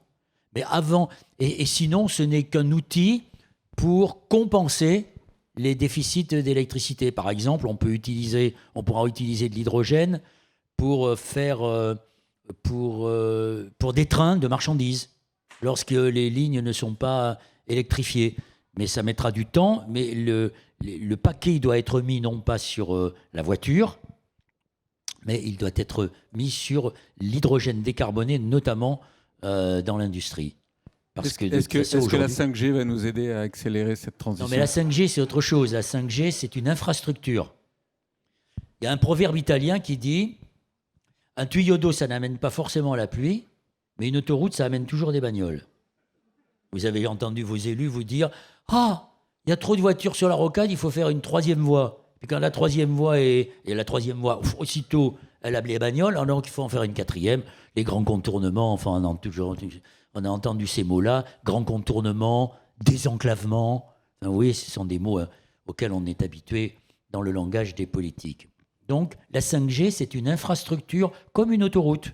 On élargit le tuyau, et dans le tuyau, on va faire passer plein de choses. Alors, on pourra aller à la vitesse à laquelle on veut. Et dans ce tuyau, comme on va faire passer plein de données, ces données, on va les utiliser. C'est la question de l'usage. Donc, quand, par exemple, monsieur Richard, le président d'Orange, qui vient de gagner d'ailleurs l'appel d'offres sur la 5G, vous dit que ça ne consomme pas d'énergie. Conflit d'intérêts, il était candidat pour la 5G. En plus, il ment, puisque le directeur général de Bouygues Télécom explique très honnêtement qu'à terme, ce sont les usages, c'est ce qu'on appelle l'effet rebond. Comme il y a la rétroaction dans le réchauffement climatique, il y a l'effet rebond dans les usages du numérique. L'effet rebond, c'est l'augmentation des usages, fait que, forcément, la 5G, contrairement à ce qu'on nous raconte, ne consommera pas moins d'énergie, mais consommera plus d'énergie. Ça, c'est un des aspects. Moi, je ne suis pas sur le risque sanitaire. Attendons de voir l'impact. Ce n'est pas ça la priorité. La priorité, c'est la consommation d'énergie, c'est en aval de cela, comme l'a expliqué tout à l'heure Daniel pour les éoliennes, mais pas simplement les éoliennes, pour faire ça, il faut aller chercher des terres rares. C'est ce qu'on appelle l'extractivisme. Il y a des populations d'Amérique du Sud, et là où il y a des terres rares, qui se battent avec beaucoup d'acharnement, et souvent dans des situations où ils sont les plus faibles, face à des grandes sociétés qui extraient ces terres rares. cet iPhone, qui est un iPhone 7 ou 8, je crois, il n'est pas conformé pour la 5G. Donc, poubelle. Et quand vous vous promenez dans le métro et que vous voyez les murs, on a déprogrammé l'obsolescence. Mon œil, oui, parce que ça ne fait que contribuer à l'obsolescence des objets. Et en aval, vous allez par exemple dans la plus grande décharge du monde, au Ghana, qui est la plus grande décharge dits objets, enfin des objets électroniques, parce que les grands pays comme les nôtres ne respectent pas la Convention de Bâle sur le traitement des déchets, et les déchets électroniques qui sont traités dans des conditions absolument catastrophiques pour les populations en termes d'environnement et en termes de santé. Et pour moi, le plus important, derrière la 5G, il y a en effet le renforcement de ce qu'on pourrait appeler le capitalisme de surveillance. Et le capitalisme de surveillance, il est aujourd'hui la principale menace sur nos sociétés. Il est détenu par quelques grandes compagnies internationales, ce qu'on appelle les GAFAM, qui sont en compétition avec les États. Et aujourd'hui, ce qui est en jeu, c'est en effet notre surveillance. Car quand ils vont nous pomper nos données, parce qu'elles vont être, puisque le boulevard, l'autoroute est étendue, donc toutes les données vont pouvoir passer, vous imaginez ce que ça représente en termes de liberté et en termes de surveillance. Donc déjà, on sait que, par exemple, quand on ouvre cela et qu'on compte ses pas avec le petit cœur, vous savez, aujourd'hui, je suis content, j'ai fait 10 000 pas. Ouais, ça peut être hacké. Puis après, vous allez chez votre assureur et il vous dit, mais vous ne marchez pas, monsieur, vous avez des problèmes. Tout cela, je n'exagère pas. Tout ça est en effet à l'œuvre. Donc, ce que nous disons les écologistes, c'est pas qu'on est contre la 5G. Moi, je n'ai pas de religion contre la 5G. Mais je dis que ça mérite au moins un débat démocratique en mettant en place des outils. Daniel appelle ça un think tank. Moi, j'appelle ça une conférence de citoyens qui n'est pas une innovation, qui existe au Danemark depuis 1989, qui a été mise en place dans ces pays, qui a été... Macron nous a fait croire qu'il avait inventé le fil à couper le beurre avec la Convention citoyenne pour le climat, à laquelle d'ailleurs il a fait un joli bras d'honneur, puisqu'elle-même demandait un moratoire sur la 5G, ce qui prouve que là, c'est un affaiblissement de la parole démocratique. Quand on tire au sort des citoyens, qu'on les nourrit d'expertise pour qu'ils puissent donner un avis, et que dès qu'ils ont le dos tourné, on leur dit « circulez, il n'y a rien à voir », alors on leur promet qu'on va supprimer... On va interdire le chauffage des terrasses de café. Excusez-moi, entre le chauffage des terrasses de café et les enjeux de société que représente la 5G, il y a une singulière différence. Vous le comprendrez. Donc qu'on en débatte. Et après, ça s'appelle une analyse en coût, en bénéfice et en risque. Quel bénéfice m'apporte cette innovation technologique et quel risque elle me fait courir ? Eh bien, ce n'est pas à Huawei de le décider, ce n'est pas à Monsanto de le décider, c'est à nous. Et nous avons la chance de vivre dans une société démocratique où on peut encore donner son opinion. Tiens le coup, Laurie, tiens le coup. Je t'assure, il y a des choses positives quand même, Daniel Nahon. Positif, ça veut dire qu'on se mobilise, on ne va pas se laisser faire. Oui, je voulais simplement vous dire que l'hydrogène n'est pas une énergie, c'est un vecteur. Si vous voulez prendre la meilleure des énergies, c'est le thermique solaire. Voilà, le thermique solaire, ça c'est une énergie très propre. Lorsqu'on aura un parc français uniquement fait de voitures électriques, il nous faut, pour produire l'électricité, au moins 2 centrales électriques de plus. 2 centrales nucléaires fournissant de l'électricité. Donc, il faut vraiment remarquer ce que veut dire une innovation. Il y a toujours un mauvais côté, comme la langue d'Ésope. Il y a le bon et le mauvais côté. Je crois sincèrement qu'il faut repenser la façon de vivre de nos sociétés, mais profondément. Sur ce qu'on mange, on vous parlait de la viande, c'est vrai, quand on parle d'équivalent carbone, mais quand vous faites équivalent eau, il faut 15 000 litres d'eau pour faire 1 kilo de viande. Il faut 1500 litres d'eau pour faire une baguette de pain. Même quand vous prenez un café, il a fallu 100 litres d'eau pour faire ce café que vous allez boire. L'eau de votre café ne représente rien par rapport à ce qu'a coûté la culture du café. Donc, il faut qu'on ait un modèle et une agriculture, entre autres, qui soit scientifique, qui soit écologique et qui soit solidaire. Et si on ne fait pas ces trois approches, on ne s'en sortira pas. Il faut repenser la société et cette société doit être pensée par les intéressés, par les scientifiques qui, eux, n'inventent rien. Hein. Ils voient les faits, ils ne les choisissent pas. Les faits sont les faits. Et qu'ils apportent de l'information parce que avoir une information à la télé, ce n'est pas forcément avoir la connaissance. Donc il faut discuter, il faut ouvrir les débats. Alors on ne peut pas faire des assemblées énormes, il faut faire des groupes. Et les hommes politiques là-dedans devraient être comme la reine des abeilles, c'est-à-dire c'est pratiquement la société qui choisit son modèle politique. C'est ce qu'il faudrait viser à long terme.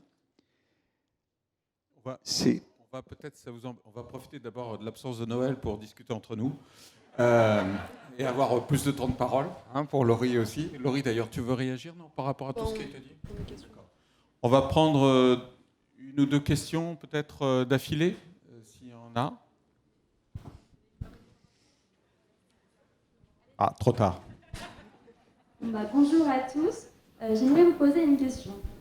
Vous avez évoqué l'impératif du progrès technique au détriment parfois du coup de la protection de l'écosystème. Et à ce jour, vous avez sûrement entendu parler du grand projet qui porte sur à relier du coup l'Oise à Dunkerque avec le canal Seine-Nord, qui va sûrement perturber les sols, mais aussi perturber l'écosystème. Du coup, je voulais avoir votre position d'un point de vue scientifique, politique, mais aussi de Laurie par rapport à la jeunesse sur ce projet et sur les conséquences que cela aura donc à long terme. Deuxième question. Merci. Bonjour. Alors moi, c'était pas vraiment une question, c'était pour réagir tout à l'heure à ce qu'on disait par rapport aux enfants et à la nouvelle génération qui verra ses enfants vivre dans un monde totalement incertain. Moi, j'ai 30 ans, je suis un petit peu plus âgée que Laurie et j'ai déjà 2 enfants. Et je suis pessimiste. Ça me met effectivement dans l'action, comme dit monsieur ma mère. Et vous avez raison, je suis d'accord avec vous, l'écologie, c'est la liberté. Et depuis hier matin, elle a beaucoup tremblé, la liberté. Hier, monsieur Macron a annoncé qu'il voulait arrêter l'IEF. Moi, j'ai choisi ça pour mes enfants, pour essayer de leur offrir une éducation qui ne sera pas régie comme elle l'est aujourd'hui, sans remise en question possible par l'éducation nationale. Et comme beaucoup d'autres familles qui ont choisi ce mode d'éducation-là, on est en passe de nous faire perdre cette liberté pour ouvrir nos enfants à autre chose. Et ça me met dans une grande, grande inquiétude. Si vous avez 5 minutes, je vous invite tous à aller signer la pétition contre ça, parce qu'il ne faut pas que ça passe, il faut qu'on puisse toujours avoir une société mixte, parce que notre monde en a besoin.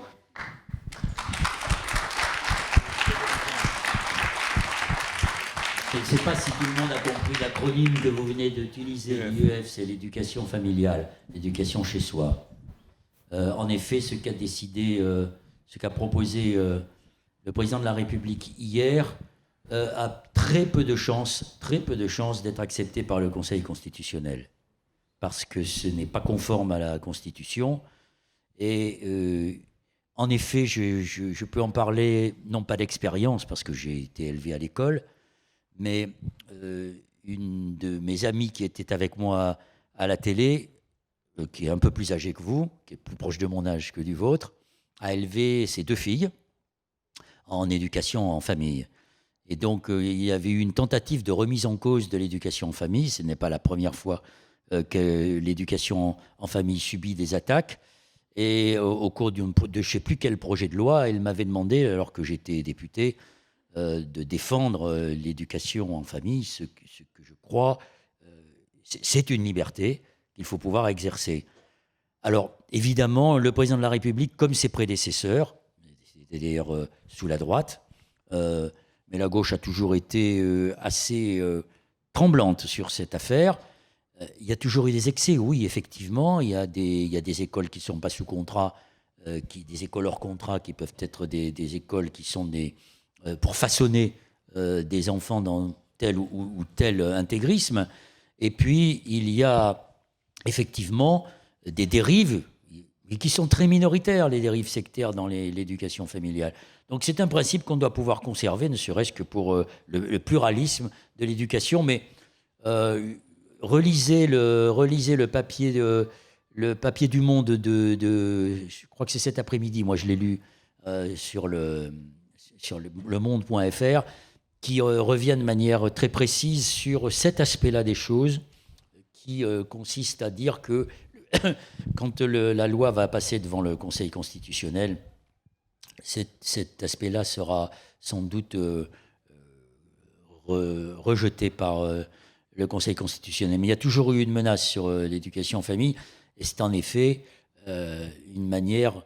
Enfin, on se sert toujours des excès pour justifier de dispositions. De la même manière que, comparaison vaut pas raison, hein, mais de la même manière qu'on vous dit qu'il faut la 5G pour accéder plus vite à ces données, est-ce que vous avez vu des Français manifester avec des pancartes « on veut la 5G parce qu'on veut des données plus vite ».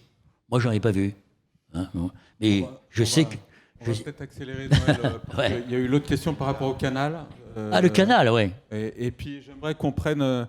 la principale menace sur Dunkerque, c'est la montée des eaux. Hein. Si on continue à ce rythme, Dunkerque sera recouvert par les eaux. Donc c'est ça la première menace. Ces infrastructures dont vous parlez, nous nous étions battus, les écologistes avaient obtenu 2 choses en 97 avec Jospin.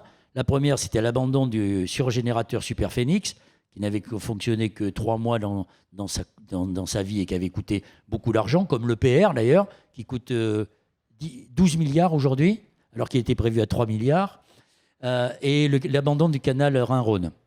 En effet, ces infrastructures-là sont aujourd'hui, à notre avis, elles sont perturbatrices pour l'écosystème. Elles ne correspondent pas du tout à la réorientation que l'on peut donner au transport. Je pense qu'il y a un argument sur les transports. Eh bien, écoutez, on n'a qu'à dire au gouvernement, à celui-là comme à ceux qui l'ont précédé, que tant qu'un train de marchandises dans ce pays roulera à 18 km/h, et que le transport des marchandises, le transport des camions sur les trains, le transport des marchandises par les trains, il n'arrête pas de baisser. Et la SNCF vous dit on va multiplier, on va augmenter le trafic, le fret ferroviaire. Non, le fret ferroviaire, il a baissé. Donc déjà, copions ce qui se fait en Autriche, ce qui se fait en Suisse. On ne peut pas traverser la Suisse aujourd'hui avec un camion de plus de 30 tonnes autrement que sur un train. Bon, ben voilà. Alors, ça pose une autre question, qui est la question de la taxe carbone et de la fiscalité écologique. Ah non, voilà. Mais là, c'est bon, là, d'accord. Eh ben oui. Je commence à maîtriser. Ce qui veut dire que l'écologie est une pensée globale. Laurie ? Oui, je voulais juste revenir. Merci. Je voulais juste revenir rapidement sur la question de l'éducation. Effectivement, moi, c'est aussi quelque chose cette nouvelle m'a vraiment mis en colère parce que je pense que c'est une liberté fondamentale et aussi parce que j'ai l'impression que, c'est une certitude même, mais que l'école aujourd'hui, le collège, le lycée, les établissements d'études supérieures sont aussi une grande cause, contribuent grandement à maintenir aussi les représentations et les mentalités dans lesquelles on est. Et du coup, c'est hyper important qu'on garde cette liberté et qu'on continue à chérir aussi les modèles d'éducation alternative. Comme ce qu'on fait à Lumia, c'est vraiment une source d'espoir, justement, de voir qu'il y a des modèles et des façons de faire qui sont différentes et qui fonctionnent. Et c'est hyper important, donc merci pour ta prise de position. Et ça me fait aussi penser à autre chose, sur l'aspect politique aussi. Donc le fait de demander, de signer des pétitions, de faire toutes ces choses, je crois que tu l'avais évoqué tout à l'heure, mais l'importance on a été trop habitués à reposer sur le fonctionnement, à reposer sur les décisions qui sont à un échelon supérieur, et on s'est complètement dépolitisé en fait. Et je pense que c'est essentiel qu'on reprenne tout notre pouvoir d'action politique et qu'on se rende compte que la politique, c'est pas seulement rejoindre un parti politique et aller au gouvernement ou... on peut se politiser de 1000 façons différentes et signer des pétitions, désobéir si la légalité n'est pas légitime, faire du stop, c'est aussi politique, choisir de voyager différemment, c'est politique, choisir des systèmes d'éducation différents, c'est politique, tout ça c'est politique et c'est essentiel qu'on se repolitise.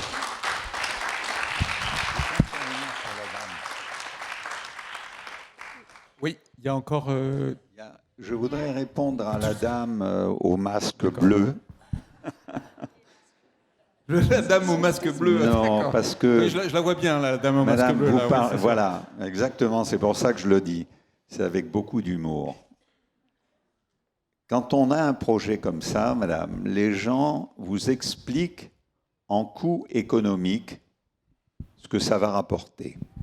En fait, toute la croissance aujourd'hui est basée sur ce coût économique qu'on a aujourd'hui.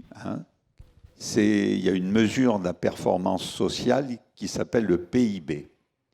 Quand je vous dis qu'il faut revoir les choses entièrement, si vous donnez un prix à l'eau, si vous donnez un prix à la biodiversité, un prix à la forêt, un prix au sol, vous vous rendez compte que tout ça, c'est de l'économie négative. Mais personne ne mesure le coût de l'écosystème. Et donc c'est ça qu'il faudrait revoir et dire combien ça coûte au point de vue écosystème et non pas combien ça va rapporter. Parce qu'en fait, c'est tout de la croissance négative, de l'économie négative. Je crois que c'est une erreur grave que de considérer que exploiter la planète ne coûte rien. Au contraire, c'est un coût économique et les gens, on voit que depuis les années 60, le bien-être des gens décroît parce qu'il est basé sur la vraie croissance et la croissance, on ne l'a plus. On ne l'a plus parce qu'on n'a pas mesuré tout l'écosystème et ce que ça coûte. Voilà, ça c'est un point, je crois, très important. Chaque fois qu'il y aura un projet à faire, quel est le coût économique? On nous a fait le coup avec les biocarburants. C'est simple. Un ingénieur prend 1 litre d'essence qui vient des combustibles fossiles et 1 litre de biocarburant et il mesure le carbone que ça lâche. Alors effectivement, ça en lâche moins. Donc il dit on fait des biocarburants et l'AIEA, qui est l'Agence internationale de l'énergie, dit il faut passer à 26% de biocarburants. Mais si vous comptez combien ça va coûter sur les sols, sur l'eau, sur les engrais, etc., vous avez un coût négatif. Il ne faut surtout pas passer à 26% de biocarburants. Ça coûte beaucoup plus cher qu'1 litre d'essence. Voilà. Il ne faut pas l'appeler biocarburant, c'est de l'enfumage. Il faut l'appeler agrocarburant. Parce qu'il y a des mots de l'enfumage comme ça. Biocarburant, c'en est un. Agrocarburant, ce que dit Daniel est frappé au coin du bon sens. Il faut ajouter à ce qu'il dit que quand on cultive des agrocarburants, ce sont autant de terres qui sont prises sur l'agriculture pour nous nourrir et pour nourrir les paysans. Donc c'est en effet un leurre que de faire croire qu'il s'agit de biocarburants. Et d'ailleurs, l'un des grands spécialistes des agrocarburants, paix à son âme, il est mort, il s'appelait Xavier Belin. Il était le président de la FNSEA, qui adore les agrocarburants. Il était par ailleurs le patron d'une multinationale qui s'appelait Sophie Protéol, Avril Sophie Protéol, et qui bénéficiait d'ailleurs très largement des exonérations fiscales pour les agrocarburants. Et c'était lui qui était propriétaire des huiles de Sieur et toujours. Et il était en même temps le président d'un grand syndicat agricole qui prétend à lui tout seul représenter l'agriculture. Ben non, il y a aussi la Confédération paysanne, il y a aussi des agriculteurs qui ne sont pas simplement des entrepreneurs. Excusez-moi, mais on doit s'arrêter. On doit s'arrêter. J'aurais vraiment voulu que ce ne soit pas Noël qui est le dernier mot, je vous assure. On doit s'arrêter, c'est le dernier débat. Il y a un débat qui suit tout de suite, donc j'aimerais qu'on puisse d'abord vous remercier parce que c'était très vivant. Et au-delà des boutades que je vous lance, merci beaucoup messieurs, dames. Merci Laurie. Merci beaucoup Laurie. Très à l'aise Laurie. Je vous invite à prolonger les discussions et les dédicaces derrière. Et nous, on enchaîne sur Le Monde Nouveau avec les femmes dans un quart d'heure. Voilà.